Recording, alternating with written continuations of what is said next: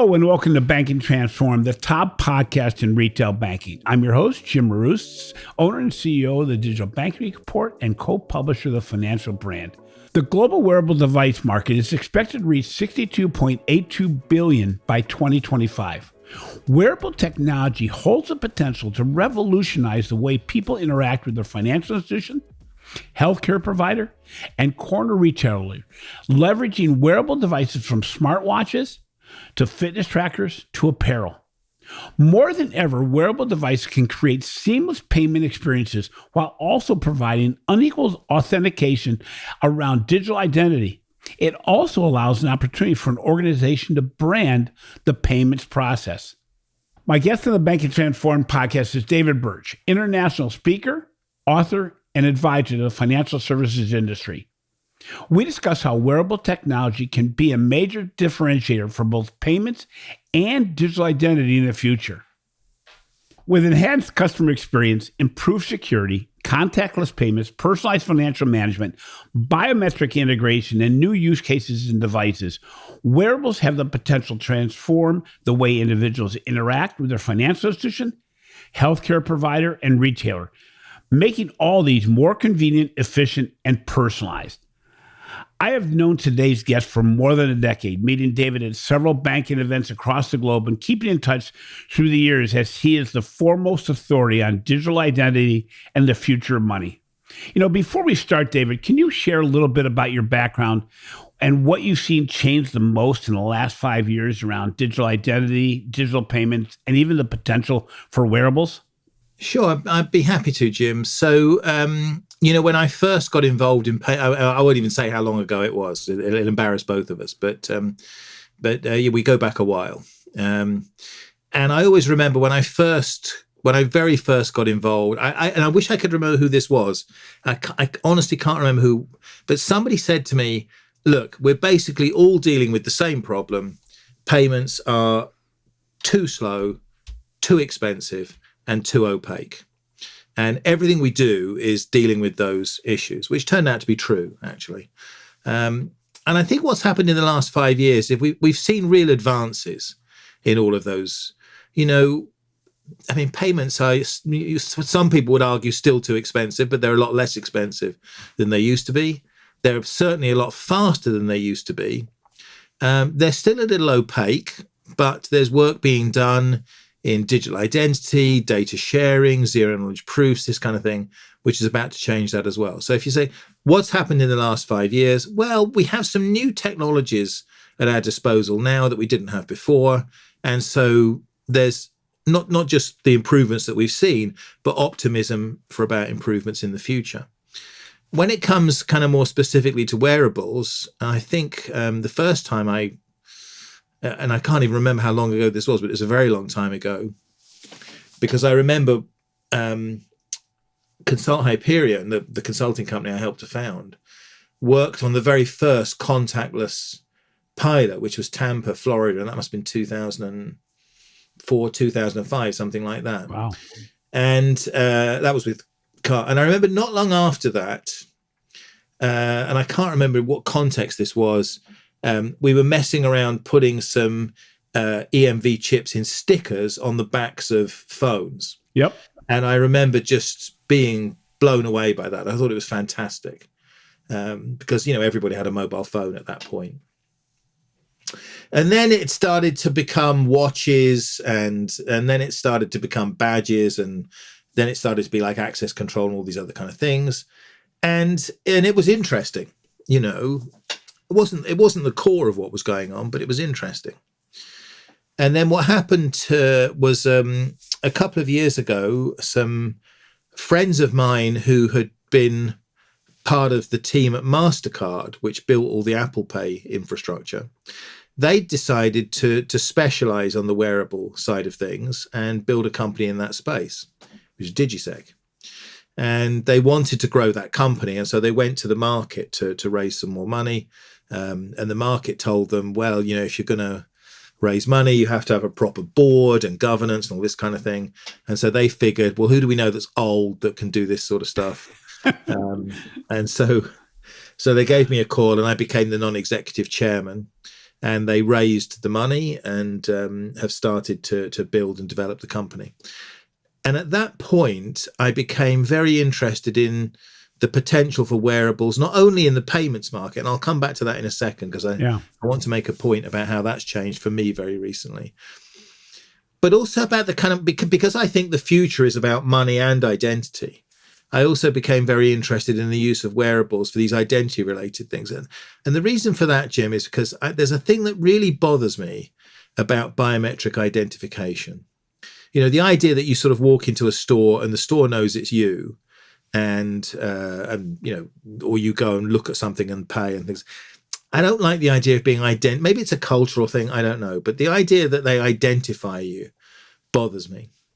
But strong biometric authentication, I think that's a different matter. That's why I love Face ID on my iPhone. It's not identifying me, it's authenticating me. And why is it authenticating me? It's authenticating me because it wants to use secure cryptographic keys that are held in tamper-resistant hardware. So the idea that you have a bracelet, the bracelet has a chip inside it, the chip is very secure, the chip has keys inside it, and you authenticate yourself to that chip, you know, with your face or voice or whatever. Like, you know, when you walk into there's a difference between walking into the Amazon store and a camera just scanning you, and you walking in and you wave your phone, or you put a ring on something, or you wave a bracelet and then it identifies you. So I became very interested in the use of wearables for that kind of thing. In fact, I'm giving a keynote about that later in the year in October, because I wrote a piece about this for, you know, because I said, look, if people start to use biometric authentication for things, that is going to ruin the James Bond movies. I thought that was really funny because, and then I read in the Financial Times, there was an article from MI5, and an actual real spy in the Financial Times said it was so much easier before biometrics, right? Because now, you know, if you're identified everywhere, they're going to say, hey, you're not Dave Birch, you're James Bond. That's the kind of the end of that. So I'm interested in the use of wearables in both spaces. Now, when it comes to payments, these things have been around for a long time, and there's a lot of different form factors. You know, I happen to prefer the ring. My wife has a key fob which she much prefers. But there are bracelets, and actually I've got a few here behind me I could actually show you. But it's nice for people to have a choice in these kind of things. So why is it now it's suddenly getting more attention? I think there are three factors there. One of them is deeply technical and much too boring to go into for your listeners, but I will anyway, because I'm that sort of person. So one of them is, in the old, you know, if let's say you're an Amex customer and you want one of those fancy Amex leather bracelets, they're Prada, aren't they? I think, or some other designer kind of. So you want one of these fancy bracelets with your contactless Amex card inside it. Amex have got to get the right token. Yeah, they've got to get your card details. They've got to get them tokenized. They've got to get the right token into the right chip, the right inlay into the right bracelet to the right person. It's quite a complicated value chain. But because of some developments in the technology that DigiSec has, you can now personalize the chips using Android or iPhone. So in other words, I can just mail you the bracelet or the key fob or whatever. And when it arrives, you can use your phone to load whatever token you want into it. So for example, I happen to have a Curve card, you know, Curve, you can map Curve to any cards you want. So what I do is I load a Curve card into my ring. Actually, my wife has one in her key ring right now. So I load and it's a MasterCard. We have MasterCard bulk enablement. So, you know, basically any bank that signs up can do this. So we load Curve MasterCards into things, and then you can map the MasterCard to whatever you want. Mine happens to be mapped to a John Lewis rewards card. So now all of a sudden your bracelet, your hat, whatever it is your John Lewis rewards card. So that's the first thing that's changed. The second thing that's changed is the wearables themselves have gone from being, I suppose, if you like, sort of more technical things to becoming, they're more to do with fashion now than they were. Mm-hmm. So you know, people want a nice bracelet or charms on bracelets, or you know, there are these nice. Actually, I'm thinking of getting one of these. They have those nice corded leather bracelets for men that have the chip inside the clasp. So these things, they're kind of more fashion now. So that's changing the way people think about them. And thirdly, the use cases have exploded because the idea of the branding of payments. I'll give you an example. We sold a lot of key rings to one of the soccer teams in the Spanish La Liga. And so the thinking is, it's this kind of thing. It's like, you're a big, I don't know, think of an American sports team. You're a big San Francisco Giants fan. Mm-hmm. So you go into the store and you pay with your iPhone. Who cares, right? That's if you walk into the store and you pay with your Giants key fob or your Giants wristband or whatever, that says something different. It has a different context in terms of brand, and or the idea that actually when you're at the ball game, you want to pay with your branded merchandise, like it's part of the. And then it's a pretty small step because the way those chips work to load the access control. So now all of a sudden you've got your Giants bracelet or whatever it is, and that gets you into the stadium and it gets you can buy stuff. Well, now you could do that with your phone. But I'll just give you one reason why I won't. So that's actually my next question was, what's the difference between these wearables and what I can do with my phone today? Well, one is the branding, of course. So if you go to the gym, you might not want to carry your phone around with you in the gym, whereas a wristband or something would be better. Or maybe like if you go out, you might want to leave maybe you've got your AirPods in, you actually want to leave the phone zipped up inside your bag or zipped up inside a pocket. You don't want to take it out, which I didn't think that much about actually until last week when I got my phone stolen. Oh, wow. So I was sitting in a coffee shop chatting to a friend of mine, bought a coffee, sat down, we're having a conversation. A woman, a woman was like pretending to be a beggar or something, and she was waving this piece of paper around. We shooed her away, and when she'd gone, I realized my phone had gone too. And I ran out and it was too late. And I started to think, and I did all the right things. I changed my iCloud password instantly. I blocked it with so in the great scheme of things, my bank account was safe. Right. And I have enough money. I could go buy another phone. But you have the inconvenience of a phone having to be replaced. It was inconvenient. It wasn't the end of the world. I mean, I read stories in the papers every day about people who their phone is stolen.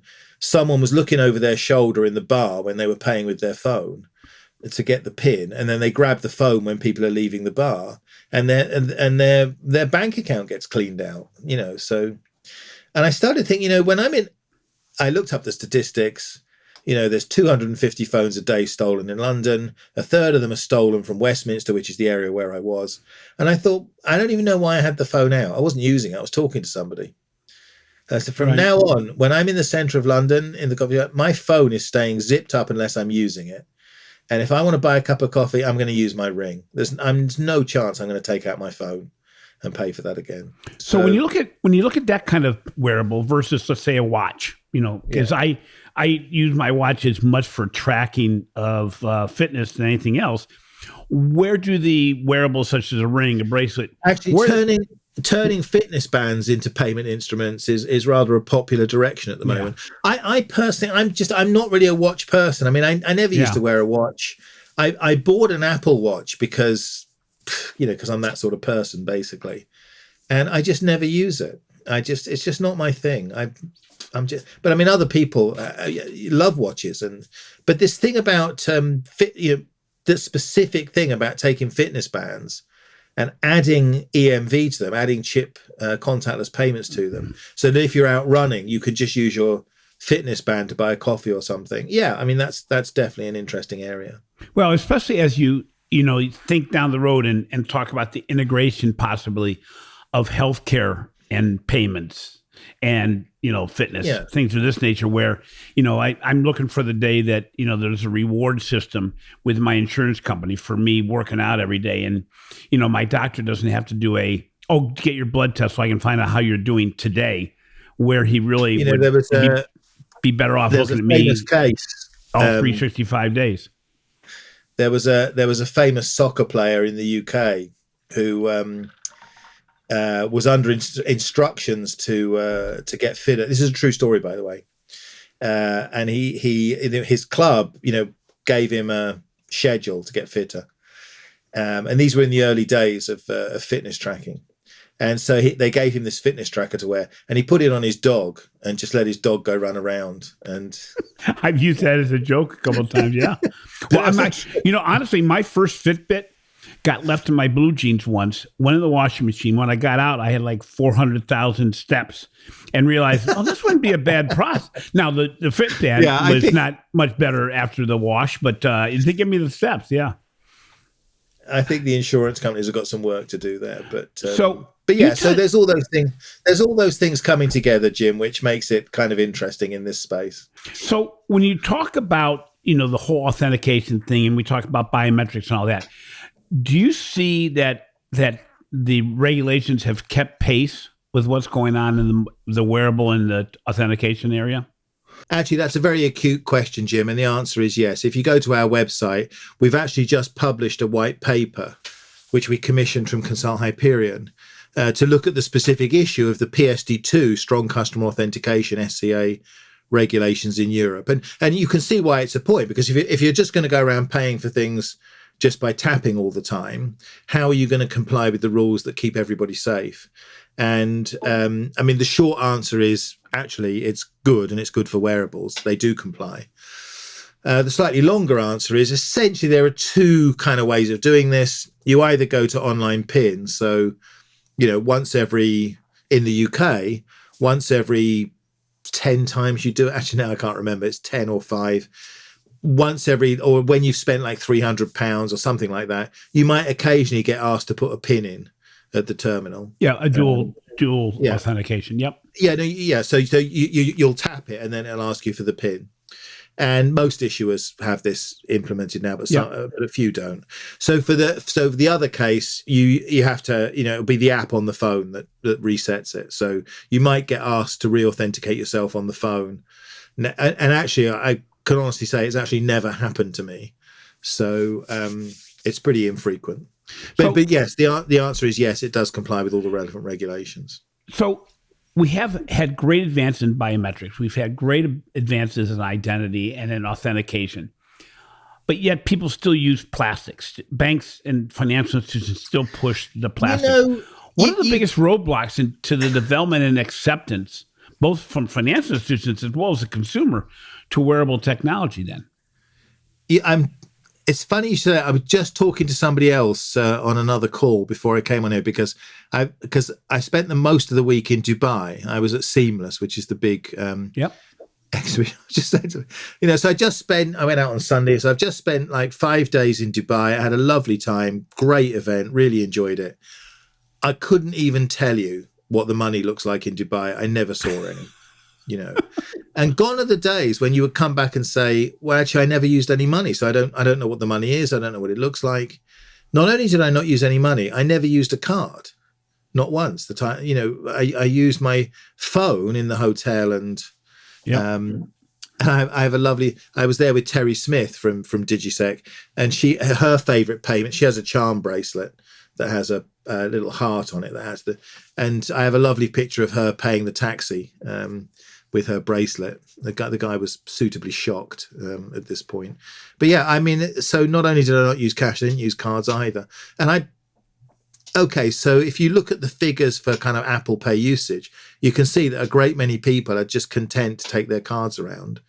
And even though they have Apple Pay, and by the way, I know more than one person like this, even though they have Apple Pay, they just can't be bothered to use it. They can't be bothered to load their cards into it. They can't be bothered to use their phone.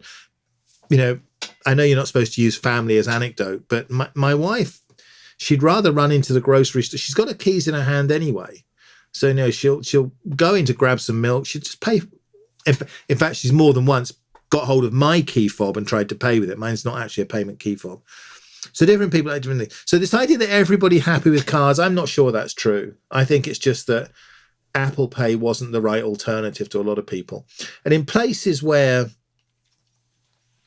this branding becomes important, like travel resorts, cruise ships, sports stadiums, pop events, that kind of thing, then actually the ability to brand the wearables and integrate that into a broader brand strategy becomes very important.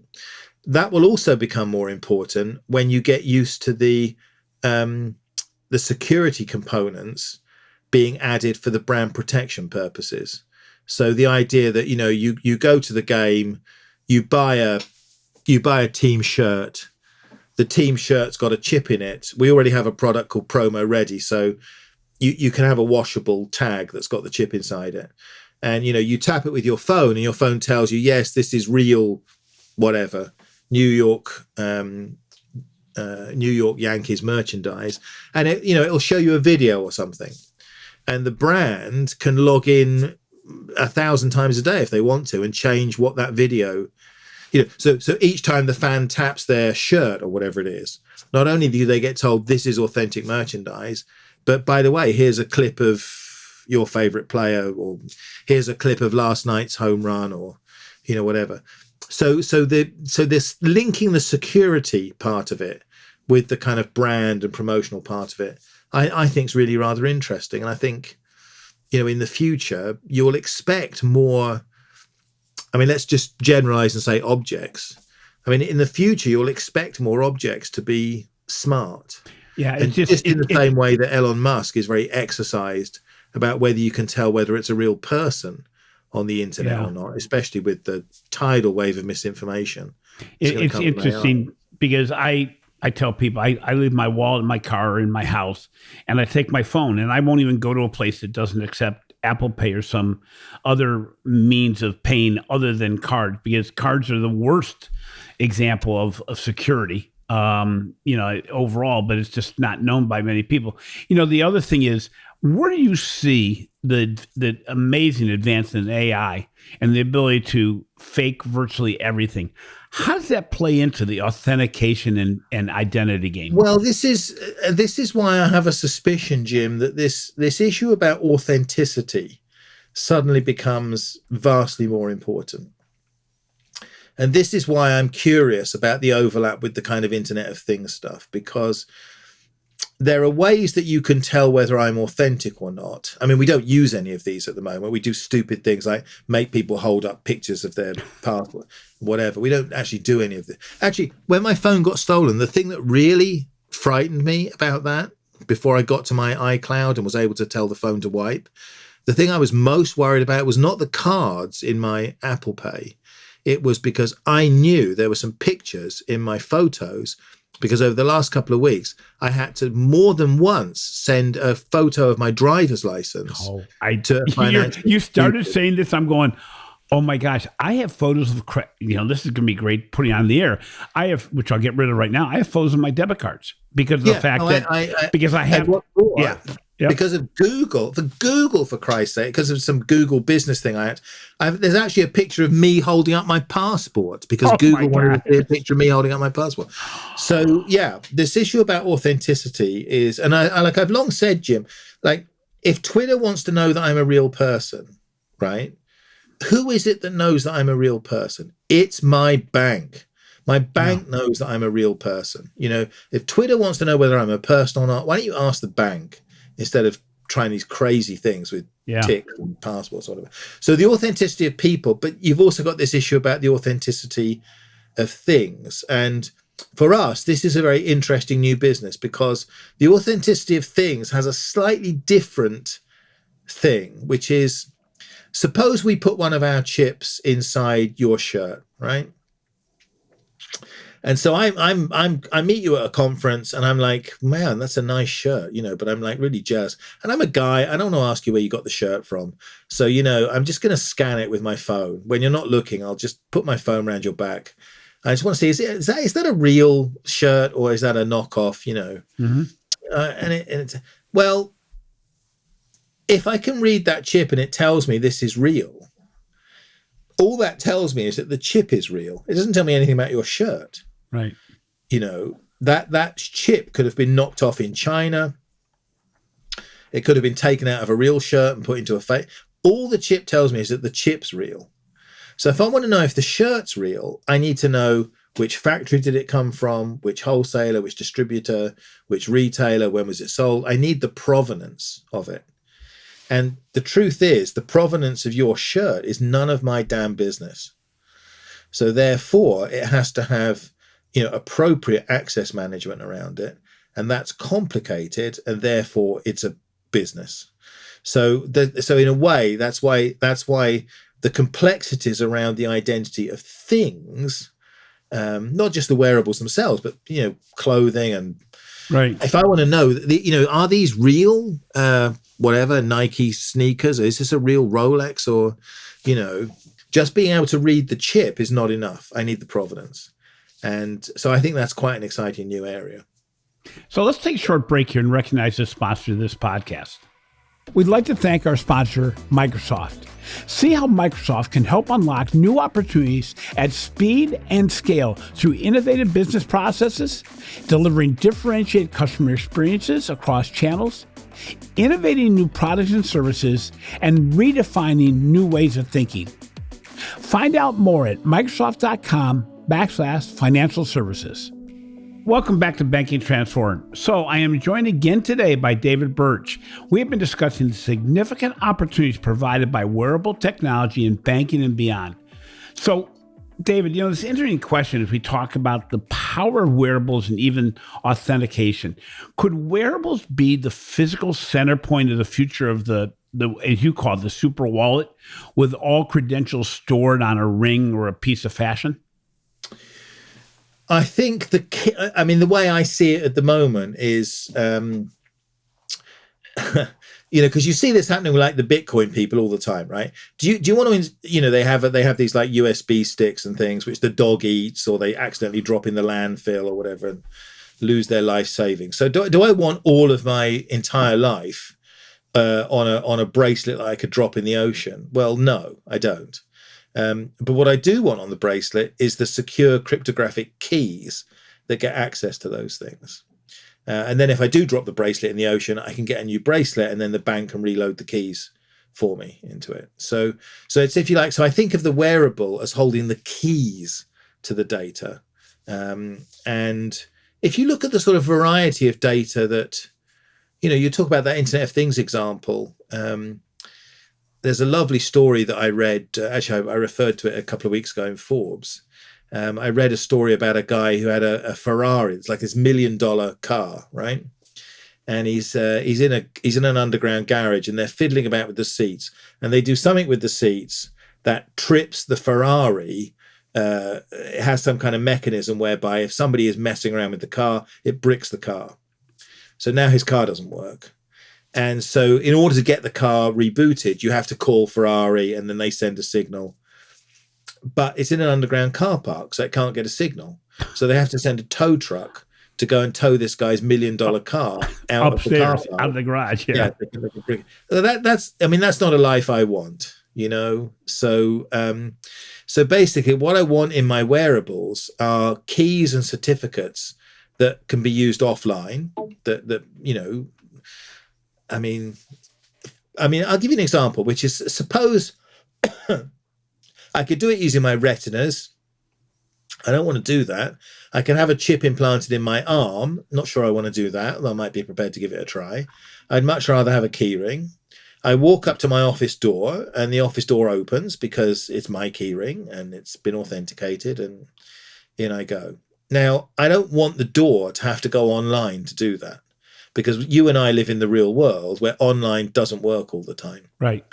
So therefore, the door has to be able to get a certificate from my key fob, which says Dave's allowed through this door for the day.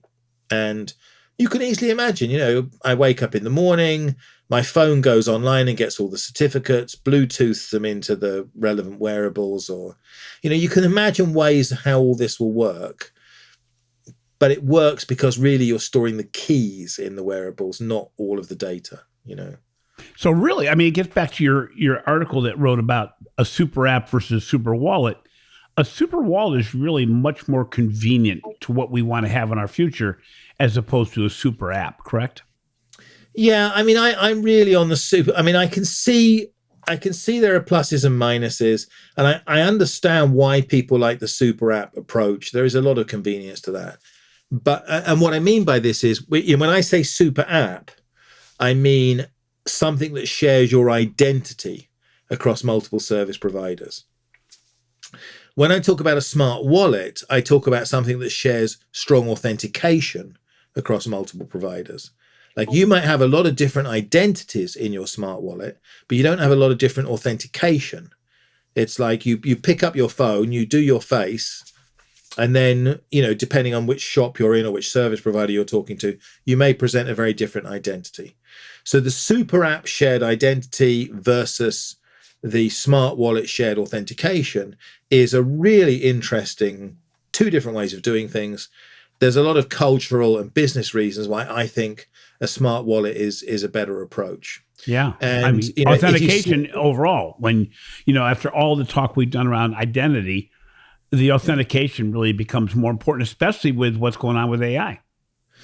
Well, exactly. And that's going to put an even bigger premium on authenticity. Like, knowing whether someone's real is going to be, not just for like me walking down the street, but we have to get into a situation where my web browser just will not display a picture unless that picture has some kind of digital signature authentication that like, otherwise we're on the verge of not knowing anything's real.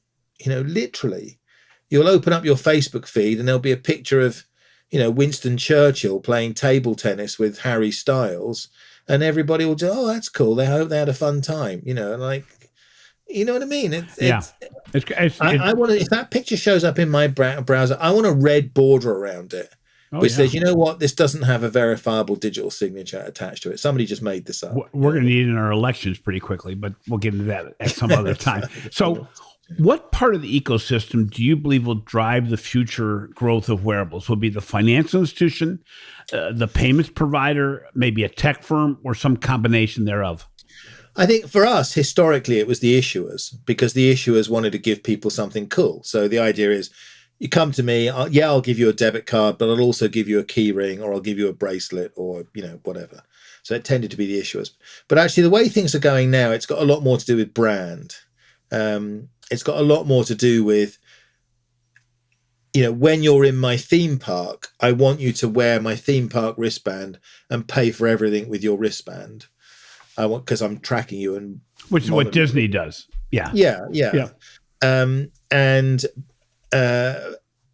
But extending that experience across companies and sports and all sorts of other things as well. So at the moment, I think, but also, like I said at the beginning, one of the things, which, because I don't understand a lot about, but there's also this issue about fashion.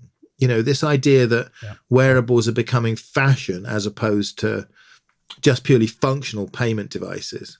And I just brought a couple to show you from just one of the collections that we work with. I don't know if you're interested in these kind of things. Oh, I'm actually going to ask you to bring it to Amsterdam with you, because I'm going to be a purchaser of some kind of wearable in the next 2 weeks. So this is the kind of bracelet that a lot of people like. It's it's leather, pretty bracelet. It's got the chip inside the clasp there. Or there's this is here's a keychain that has the chip inside it. It's pretty. A lot of people like the charm bracelet things. I mean, some are bigger than others, but let me give you an example of one of these kind of. Oh, here's just like, for people like you, Jim, just like a functional plain black key fob. I get concerned about losing the key fob. I like the ring, because if it's connected to me, I can go swimming, I can work out. Yeah. The key fob, I mean, as I say, some people, because they have their keys in their hand when they go to the store, right? They just find that more. And of course, if you do lose it, you can just go to the app and turn it off. So it doesn't matter. Here's some of the higher fashion bracelets that people. Oh my gosh. Is that created? Is that manufactured by companies for Digisec or? Yeah, this is from a UK designer called Tovi Sorga. Oh yeah, he's a jewelry designer. We do things with, and those work globally, right? I mean, you could buy them, and I could use them in the US just as easy as I can use them in the UK. Correct? The ones I've got in my hands here have to be activated to a UK account, but yes, they work in the US. But yeah, we do have US partners to deliver. Here's another. This is the butterfly keychain that quite a lot of people like. Oh my gosh, that's cool. And there's, like I say, there's charm bracelets and necklaces and rings and that kind of stuff. So there's that fashion aspect as well, Jim. So do you think that the expansion of the wearable market will be a regional or global phenomenon in the near term? I mean, is it going to be something that plays out more in the UK or in the United Emirates than it does in the US, or is this really going to become pretty quickly global? I saw some figures. I don't have them in front of me, but I saw some figures from, I think it was Discover, that were like looking at growth in the global market for this kind of thing. So I'm not sure if it's different because a lot of countries, because they've already gone to QR codes and phones and so on, there's lots of good reasons why people like me think wearables are much more secure than QR codes. Yeah. But it's going to be a hard sell. So there you're looking at more to do with access control, brand protection, provenance, sports, that kind of thing. So finally, what recommendations do you give to the financial services community as they have to get prepared for maybe a deeper integration within the wearable market? Well, I would say, look at the, we talk about brand in financial services and we talk about brand in payments. And I read amazing stuff on your website about this, Jim. I'm not an expert on it, which is why I come to you for this kind of material. But the opportunity to really have something branded for payment is a little different. You're not using, you'll still have your Amex card, but it'll be home in the drawer.